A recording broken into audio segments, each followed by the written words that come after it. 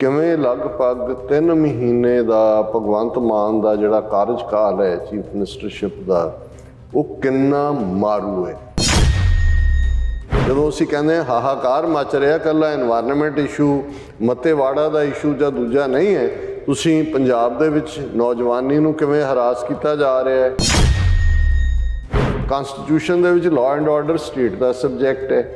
ਪਰ NIA ਨੇ 4 ਨੌਜਵਾਨ ਜਿਹੜੇ ਨੇ ਉਹਨਾਂ ਦੇ ਉੱਤੇ ਜਿਹੜਾ ਉਹ ਚਾਰਜ ਸ਼ੀਟ ਫਾਈਲ ਕੀਤੀ ਹੈ ਔਰ ਉਹਨਾਂ ਨੇ ਕਿਹਾ ਜੀ ਇਹ ਖਾਲਿਸਤਾਨ ਟਾਈਗਰ ਫੋਰਸ ਦੇ ਬੰਦੇ ਨੇ ਜਲੰਧਰ 'ਚ ਔਰ ਇਹਨਾਂ ਨੇ ਜਿਹੜਾ ਕਮਲਦੀਪ ਸ਼ਰਮਾ ਨੂੰ ਦੇ ਉੱਤੇ ਸ਼ੂਟਿੰਗ ਕੀਤੀ ਸੀ। ਇਹ ਦੌੜਦਾ ਸਿੱਧਾ ਦਿੱਲੀ ਗਿਆ, ਜਿਹੜਾ ਇਹਦਾ ਮਹਿਕਮਾ ਹੀ ਨਹੀਂ ਹੈ ਜਾਂ ਇਹਦੀ ਜੁਰਿਸਡਿਕਸ਼ਨ ਹੀ ਨਹੀਂ ਹੈ, ਕੈਨੇਡੀਅਨ ਹਾਈ ਕਮਿਸ਼ਨਰ ਨੂੰ ਮਿਲਣ ਦਿੱਲੀ 'ਚ। ਔਰ ਉਹਨੂੰ ਉਹਨਾਂ ਨੇ ਕਿਹਾ ਜੀ ਸਾਡੀ ਪੰਜਾਬ ਪੁਲਿਸ ਬਹੁਤ ਪ੍ਰੋਫੈਸ਼ਨਲ ਹੈ ਔਰ ਇਹ ਕੈਨੇਡਾ 'ਚ ਬੈਠੇ ਗੈਂਗਸਟਰ ਔਰ ਖਾਲਿਸਤਾਨੀ ਔਰ ਦੂਜੇ ਬੜੇ ਔਖ ਨਾਲ ਪੰਜਾਬ 'ਚ ਐਸਟੈਬਲਿਸ਼ ਹੋਈ ਸ਼ਾਂਤੀ ਨੂੰ ਭੰਗ ਕਰ ਰਹੇ ਨੇ। ਤੁਸੀਂ ਸਾਡੇ ਨਾਲ ਡੀਲ ਬਣਾਓ, ਸਿੱਧੇ ਸਾਡੇ ਹਵਾਲੇ ਕਰੋ।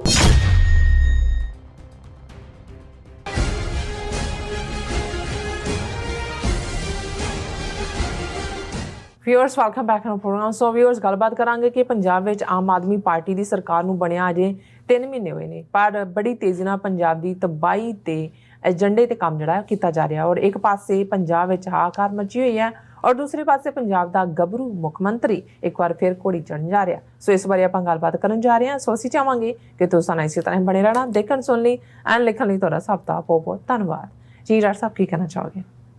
ਦੇਖੋ, ਵੈਸੇ ਤਾਂ ਸੋਸ਼ਲ ਮੀਡੀਆ ਜਾਂ ਇੰਸਟਾਗ੍ਰਾਮ ਜਾਂ ਹੋਰ ਜਿਹੜੇ ਸੋਸ਼ਲ ਨੈਟਵਰਕ ਉਹਨਾਂ ਦੇ ਲਈ ਤਾਂ ਪਿਛਲੇ 24 ਘੰਟੇ ਤੋਂ ਇੱਕ ਫਨੀ ਮੂਮੈਂਟ ਹੈ ਕਿ ਸਾਰਿਆਂ ਨੂੰ ਹੀ ਵੀਰਾ ਮੇਰਾ ਘੋੜੀ ਚੜ੍ਹਿਆ ਇਸ ਦਾ ਚਾਅ। ਔਰ ਮੇਰਾ ਖਿਆਲ ਹੈ ਵੀ ਕਈ ਤਾਂ ਘੋੜੀਆਂ ਵੀ ਗਾ ਰਹੇ ਨੇ ਕਿ ਮੱਥੇ ਤੇ ਚਮਕਣ ਵਾਲ ਵੀ ਪੜ ਰਹੇ ਨੇ ਔਰ ਦੂਸਰਾ ਵੀ। ਲੇਕਿਨ ਮੈਂ ਸਮਝਦਾ ਹਾਂ ਵੀ ਹਾਲਾਂ ਸਾਡੀ ਇਹ ਕੋਸ਼ਿਸ਼ ਹੁੰਦੀ ਹੈ ਕਿ ਵੀ ਕਿਸੇ ਦੀ ਨਿੱਜੀ ਜ਼ਿੰਦਗੀ ਬਾਰੇ ਅਸੀਂ ਘੱਟ ਗੱਲ ਕਰਨ ਦੀ ਕੋਸ਼ਿਸ਼ ਕਰਦੇ ਹਾਂ ਅੰਟਿਲ ਅਨਲੈਸ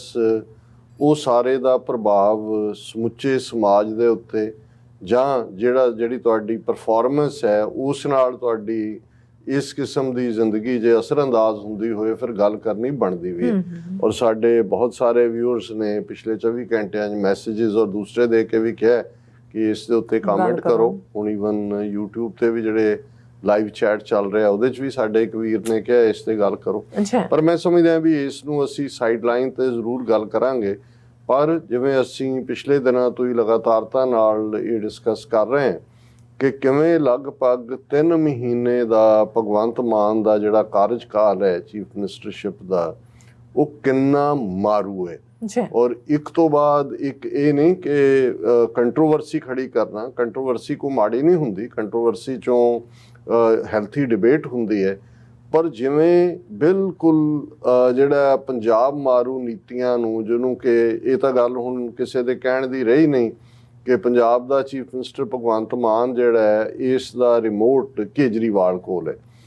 ਚੀਫ ਮਿਨਿਸਟਰ ਬਣਨ ਲਈ ਕਿਸ ਹੱਦ ਤੱਕ ਇਹਨੇ ਤਰਲੇ ਕੀਤੇ, ਕਿੰਨੀ ਵਾਰੀ ਪੈਰ ਚੁੰਮੇ, ਕਿੰਨੀ ਵਾਰੀ ਪਬਲਿਕਲੀ ਜ਼ਲੀਲ ਹੁੰਦਾ ਰਿਹਾ ਔਰ ਉਸ ਦਾ ਸਬੂਤ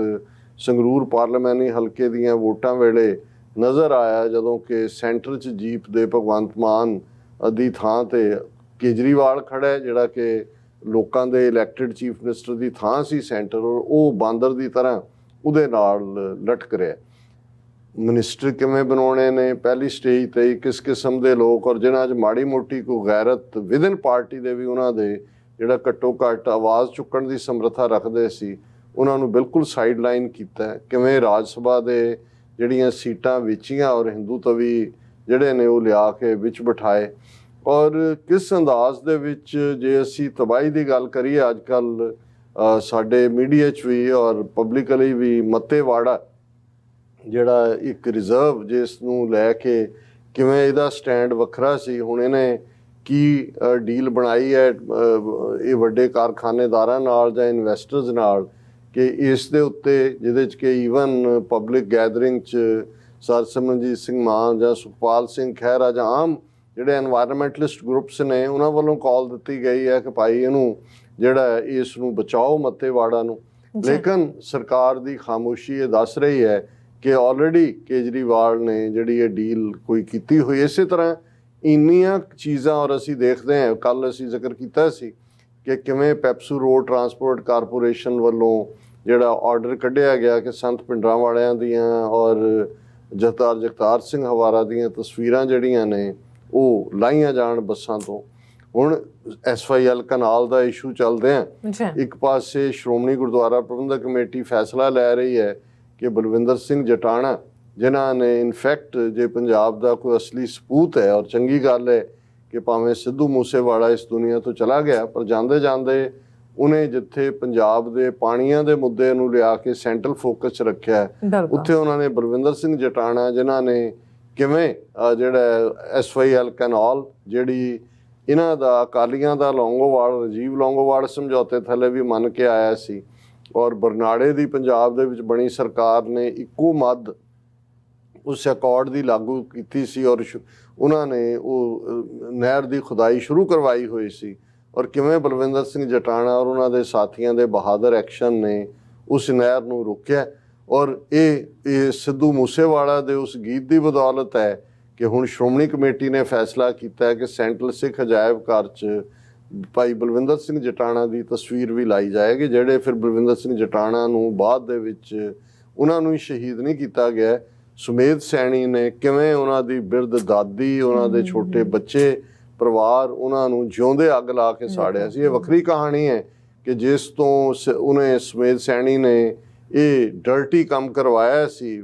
ਉਸ ਨੂੰ ਫਿਰ ਕਿਵੇਂ ਜਿਹੜਾ ਦੋ ਪੰਥਕ ਯੋਧਿਆਂ ਨੇ, ਗੁੱਗੂ ਬਟਾਲੇ ਤੋਂ ਔਰ ਹਰਚੰਦ ਸਿੰਘ ਮਾੜੀ ਕੰਬੋਕੇ ਦਾ ਗੱਭਰੂ, ਜਿਨ੍ਹਾਂ ਨੇ ਉਸ ਪੂਲੇ ਨੂੰ ਜਿਹੜਾ ਉਹ ਜਿਉਂਦੇ ਸਾੜਿਆ, ਜਿਹੜਾ ਨਿਹੰਗ ਬਾਣੇ ਦੇ ਵਿੱਚ ਇਹਨਾਂ ਦਾ ਦਰਿੰਦਾ ਕਸਾਈ ਰੱਖਿਆ ਹੋਇਆ ਸੀ। ਹੁਣ ਇਹ ਇੱਕ ਕਹਾਣੀ ਇੱਕ ਪਾਸੇ, ਪਰ ਇਸ ਸਭ ਦੇ ਚਲਦਿਆਂ ਉਸ ਗੀਤ ਨੂੰ ਜਿਹਦੇ ਮਿਲੀਅਨਸ ਦੇ ਵਿੱਚ ਵਿਊਅਰਸ ਨੇ ਬੈਨ ਕਰਤਾ ਜਾਂਦਾ, ਔਰ ਇਸ ਪੀਰੀਅਡ ਤੁਹਾਨੂੰ ਭਗਵੰਤ ਮਾਨ ਜਾਂ ਕਿਸੇ ਵੀ ਉਸ ਦੇ ਹੋਰ ਜਿਹੜੇ 92 ਗੂੰਗੇ ਭਲਵਾਨ ਅਸੈਂਬਲੀ ਦੇ ਵਿੱਚ ਭੇਜੇ ਹੋਏ ਨੇ, ਉਹ ਚਲੋ ਗੂੰਗੇ ਨਾ ਅਸੀਂ ਲਿਖ ਕੇ ਹੀ ਦੱਸ ਦੇਣ, ਨਾ ਉਹਨਾਂ ਦੀ ਜ਼ਬਾਨ ਹੈ, ਨਾ ਉਹਨਾਂ ਦਾ ਹੱਥ ਚੱਲਦਾ ਹੈ, ਉਹਨਾਂ 'ਚੋਂ ਕਿਸੇ ਨੇ ਆਵਾਜ਼ ਨਹੀਂ ਚੁੱਕੀ। ਹੁਣ ਇਸ ਸਭ ਦੇ ਤੁਰਦੇ ਆ, ਹੁਣ ਇੱਕ ਪਾਸੇ ਇਹ ਪਾਰਟ ਵਰਤਾਰਾ ਚੱਲ ਹੀ ਰਿਹਾ ਸੀ, ਔਰ ਇਹ ਵੀ ਚੀਫ ਮਿਨਿਸਟਰ ਬਣਨ ਤੋਂ ਬਾਅਦ ਇਹ ਵੀ ਸਾਹਮਣੇ ਆਇਆ ਕਿ ਜਦੋਂ ਇਹ ਤਖਤ ਸ੍ਰੀ ਦਮਦਮਾ ਸਾਹਿਬ ਗਿਆ ਤੇ ਸ਼ਰਾਬ ਦੇ ਨਸ਼ੇ 'ਚ ਧੁੱਤ ਸੀ, ਜਿਨ੍ਹਾਂ ਨੇ ਵੀ ਉਹਦੀ ਚਾਲ ਦੇਖੀ ਜਾਂ ਕੋਲ ਬੈਠੇ ਜਾਂ ਕੀ ਹੈ, ਔਰ ਹਾਲਾਂ ਇਹਨੇ ਨਿੱਠ ਕੇ ਝੂਠ ਬੋਲਿਆ ਹੋਇਆ ਕਿ ਜੀ ਮੈਂ ਤਾਂ ਆਪਣੀ ਮਾਂ ਦੇ ਕੋਲ ਇਹ ਪ੍ਰਣ ਕੀਤਾ ਹੋਇਆ ਕਿ ਵੀ ਮੈਂ ਸ਼ਰਾਬ ਨਹੀਂ। ਹੁਣ ਕੌਣ ਬੰਦ ਕਮਰੇ ਸ਼ਰਾਬ ਪੀਂਦਾ ਨੇ, ਇਹ ਉਹਦਾ ਤੇ ਰੱਬ ਦਾ ਹੈ, ਲੇਕਿਨ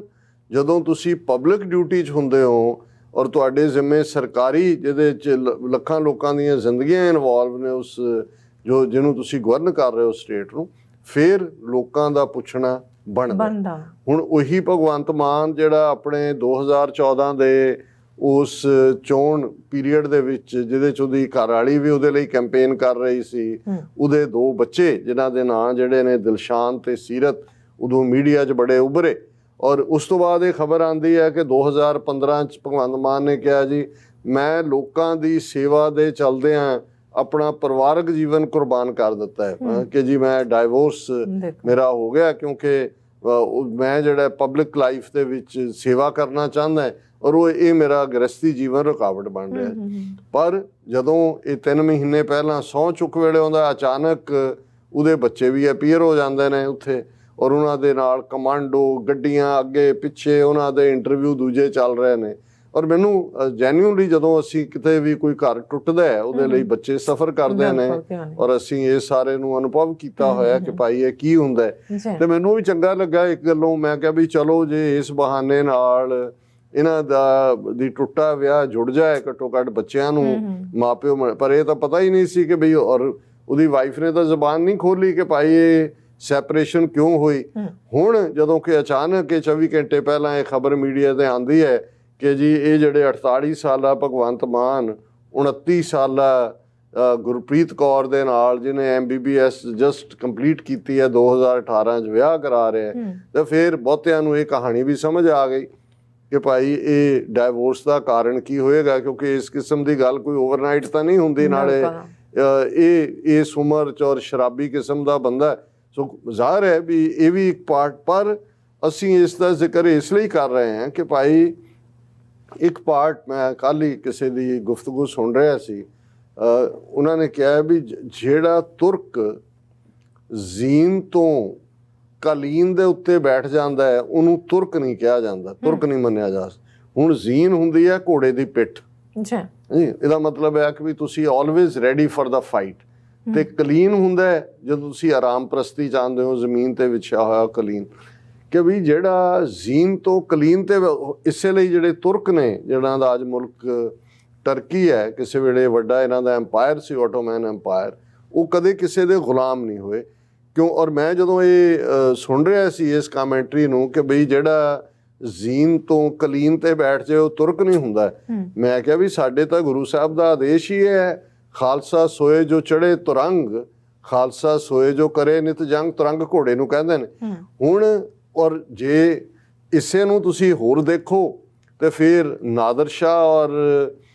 ਜਿਹੜਾ ਪੰਜਾਬ ਦਾ ਗਵਰਨਰ ਹੈ ਜ਼ਕਰੀਆ ਖਾਨ, ਉਸ ਦੇ ਵਿਚਾਲੇ ਜਿਹੜੀ ਗੁਫ਼ਤਗੂ ਹੈ, ਜਦੋਂ ਨਾਦਰ ਸ਼ਾਹ ਦੇ ਉਸ ਲੁੱਟ-ਪੁੱਟ ਕੇ ਲਿਜਾ ਰਿਹਾ 1739 'ਚ ਖਜ਼ਾਨਾ ਦਿੱਲੀ ਤੋਂ, ਔਰ ਇਸ ਧਰਤੀ ਦੀਆਂ ਬੱਚੀਆਂ ਬੱਚੇ ਆਬਰੂ ਲਿਜਾ ਰਿਹਾ, ਔਰ ਸਿੱਖ ਜਥੇ ਜਿਹੜੇ ਨੇ ਜਿਹੜੇ ਅਟੈਕ ਕਰਕੇ ਉਹਨਾਂ ਨੂੰ ਛੁਡਾ ਰਹੇ ਨੇ, ਨਾਦਰ ਸ਼ਾਹ ਦੇ ਕਾਫਲੇ ਨੂੰ ਵੀ ਲੁੱਟਿਆ। ਤੇ ਉਹ ਪੁੱਛਦਾ ਉਹਨੂੰ ਕਿ ਵੀ ਇਹ ਕੌਣ ਨੇ ਜਿਨ੍ਹਾਂ ਨੇ ਡੇਅਰ ਕੀਤਾ। ਬਹੁਤ ਸਾਰੇ ਸਵਾਲ ਨੇ ਉਹਦੇ, ਪਰ ਜਿਹੜਾ ਰੈਲੇਵੈਂਟ ਇਸ ਡਿਸਕਸ਼ਨ 'ਚ ਹੈ ਉਹ ਪੁੱਛਦਾ ਵੀ ਇਹਨਾਂ ਦੇ ਘਰ ਕਿੱਥੇ ਨੇ, ਇਹ ਕਿਹੜੇ ਇਲਾਕੇ 'ਚ ਹੈਬਿਟੇਟ ਕਿੱਥੇ, ਰਹਿੰਦੇ ਕਿੱਥੇ ਨੇ। ਉਹਨੇ ਕਿਹਾ ਵੀ ਘੋੜੇ ਦੀ ਜ਼ੀਨ ਇਹਨਾਂ ਦਾ ਘਰ ਹੈ, ਘੋੜੇ ਦੀ ਪਿੱਠ ਤੇ ਸਵਾਰ ਨੇ। ਉਹਨੇ ਕਿਹਾ ਕਿ ਬੀਵੇਅਰ ਮਾਈ ਸਨ, ਖਬਰਦਾਰ ਇਹਨਾਂ ਚੋਂ ਹਕੂਮਤ ਦੀ ਬੋ ਆਉਂਦੀ ਹੈ। ਹੁਣ ਇਹ ਜ਼ਾਹਰ ਮੈਂ ਇਸ ਲਈ ਇਹ ਵੇਰਵੇ ਡਿਸਕਸ ਕੀਤੇ ਨੇ ਕਿ ਜਦੋਂ ਤੁਸੀਂ ਲੋਕਾਂ ਦੇ ਲਈ ਕੰਮ ਕਰਨਾ ਜਾਂ ਲੋਕਾਂ ਦੀ ਆਜ਼ਾਦੀ ਲਈ, ਜਿਹੜੇ ਨਾਦਰ ਸ਼ਾਹ ਦੇ ਨੂੰ ਜਦੋਂ ਇਹ ਨਜ਼ਰ ਆਇਆ ਕਿ ਭਾਈ ਇਹ ਉਹ ਯੋਧੇ ਨੇ ਜਿਹੜੇ ਤਾਂ ਘੋੜੇ ਦੀ ਪਿੱਠ ਤੋਂ ਉਤਰਦੇ ਨਹੀਂ, ਜਾਂ ਤੁਰਕਾਂ ਦੇ ਹਵਾਲੇ ਨਾਲ ਹੈ ਕਿ ਭਾਈ ਜਿੱਦਣ ਤੁਸੀਂ ਜ਼ੀਨ ਤੋਂ ਕਲੀਨ ਤੇ ਆ ਗਏ ਉਹਦਾ ਨਾਂ ਐਸ਼ਪ੍ਰਸਤੀ ਹੈ। ਔਰ ਜਿਹੜਾ ਐਸ਼ਪ੍ਰਸਤ ਹੁੰਦਾ ਹੈ, ਔਰ ਜੇ ਤੁਸੀਂ ਦੁਨੀਆ ਦੇ ਜਿਹੜੇ ਸਾਮਰਾਜ ਇਨਕਲੂਡਿੰਗ ਮੁਗਲਿਆ ਸਾਮਰਾਜ ਕਿੱਥੇ ਉਹਨਾਂ ਦੀ ਪਹੁੰਚ ਸੀ, ਔਰ ਕਿਵੇਂ ਜਦੋਂ ਮੁਹੰਮਦ ਸ਼ਾਹ ਰੰਗੀਲੇ ਵਰਗੇ ਔਰ ਉਸ ਕਿਸਮ ਦੇ ਲੋਕ ਜਦੋਂ ਉਹਨੇ ਆਏ ਨੇ, ਔਰ ਫਿਰ ਕਿਵੇਂ ਉਹਨਾਂ ਦਾ ਪਤਨ ਸ਼ੁਰੂ ਹੁੰਦਾ ਹੈ। ਬਾਕੀ ਹੋਰ ਵੀ ਫੈਕਟਰ ਹੁੰਦੇ ਨੇ, ਲੇਕਿਨ ਇਹਦੇ 'ਚ ਕੋਈ ਸ਼ੱਕ ਨਹੀਂ ਹੈ ਕਿ ਜਿਹੜਾ ਲੋਕਾਂ ਦਾ ਨੁਮਾਇੰਦਾ ਹੁੰਦਾ ਹੈ ਉਹਨੂੰ ਤਾਂ ਦਿਨ ਰਾਤ ਇਹੀ ਹੁੰਦਾ ਹੈ ਕਿ ਬਈ ਉਹਨੇ ਕਿਵੇਂ ਜਿਹੜਾ ਉਹ ਕੰਮ ਕਰਨਾ ਹੈ, ਉਹਨੇ ਕਿਵੇਂ ਲੋਕਾਂ ਨੂੰ ਰਾਹਤ ਦੇਣੀ ਹੈ, ਉਹਨੇ ਕਿਵੇਂ ਲੋਕਾਂ ਦੇ ਮਸਲੇ ਹੱਲ ਕਰਨੇ ਨੇ। ਸੋ ਜਿਹੜਾ ਬੰਦਾ ਇੱਕ ਵਬਾ ਸ਼ਰਾਬ ਤੋਂ ਛੁਟਕਾਰਾ ਨਹੀਂ ਪਾ ਸਕਿਆ, ਜਿਹੜੀ ਜਾਨ ਦੇ ਵੀ ਖਾਊ ਹੁੰਦੀ ਹੈ, ਤੁਹਾਡੇ ਕੰਮਕਾਰ 'ਚ ਵੀ ਰੁਕਾਵਟ ਬਣਦੀ ਹੈ, ਤੇ ਦੂਸਰੇ ਪਾਸੇ ਤੁਸੀਂ ਉਸ ਗ੍ਰਸਤੀ ਜੀਵਨ, ਇਹ ਕਿਸੇ ਦੀ ਪਰਸਨਲ ਲਾਈਫ ਹੋ ਸਕਦੀ ਹੈ, ਕੌਣ ਕੀ ਹੈ,